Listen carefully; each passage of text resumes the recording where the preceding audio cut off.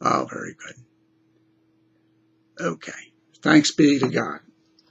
Once again, a bit of trouble. Now, this, of course, is the 24th Sunday in Ordinary Time, September 12th in the evening, and September 13th. The very first reading from the book of Isaiah, one of the famous suffering servant readings.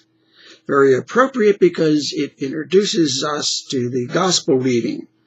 Suffering servant meaning that he suffers and does not strike back, but takes the suffering and his strength. He finds his strength in the power of God within him.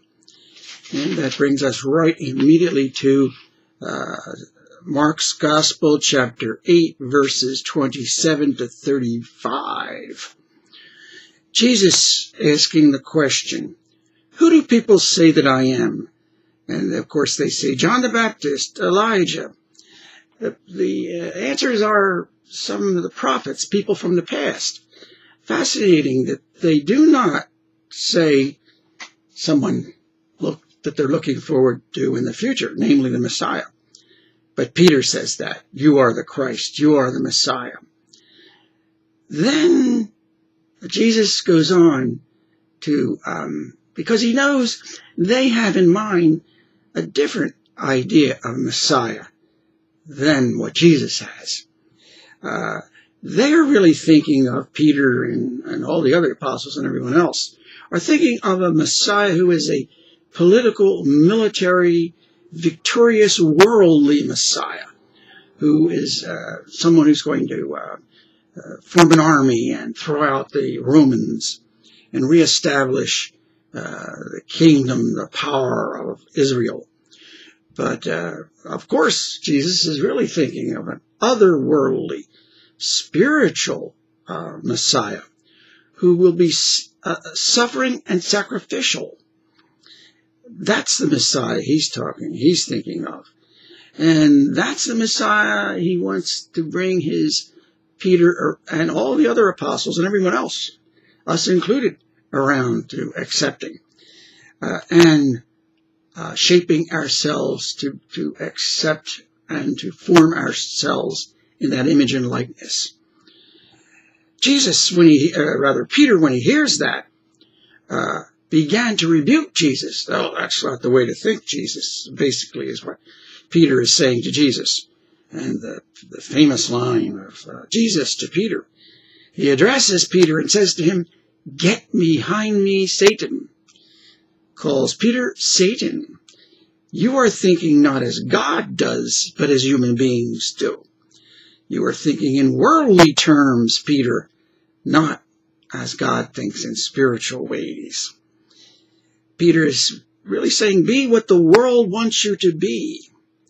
And Jesus is saying, no, follow me, leave yourself behind.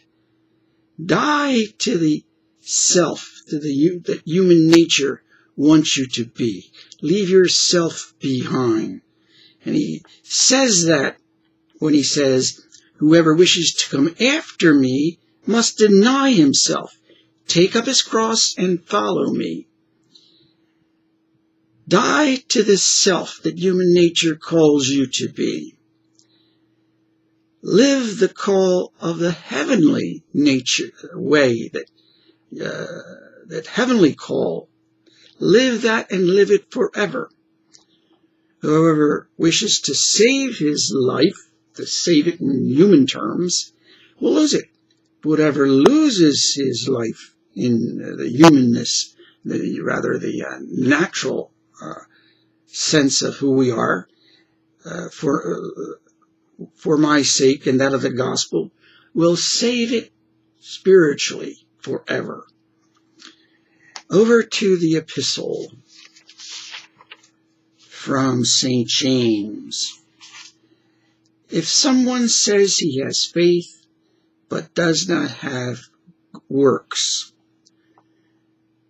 how ridiculous, basically, is what St. James is saying. Go in peace, keep warm, eat well, but you not give them the necessities of the body? What good is this? So also faith of itself, if it does not have works, is dead. Basically, James is saying faith produces works. If you have real, truly good faith, you have good works. Faith in that of its nature produces good works. For faith produces love, that is the service that goes out and does good. Faith in Christ leads to the actions that Christ calls us to do. When Christ lives within me, I do what Christ calls me to do. I am His within myself and on the outside of myself. Faith is not just a matter of the heart and head, but also the hands and tongue. Not just what I feel and think, but what I say and do, leading others to feel, think, say, and do in like manner. It changes us within and without. The whole person changes on the inner self and on the outer self. God bless us all in this adventure to be truly Christians as Christ is.